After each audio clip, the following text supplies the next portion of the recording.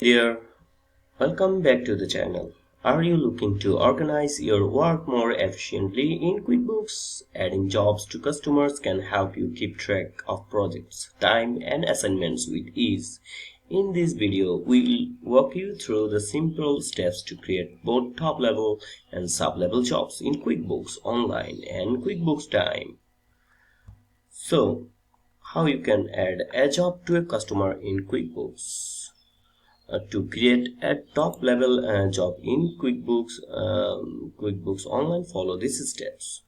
First, go to time and click assignments, then select plus or add icon to create a new job.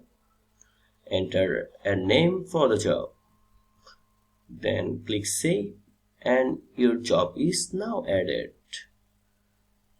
If you need to create a sub-level job under an existing customer or job, here's how. Go to time and select assignments.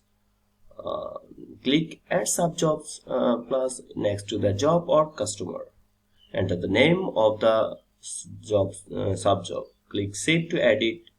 If you need to stop adding sub-jobs, select cancel to exit the editor. And that's it.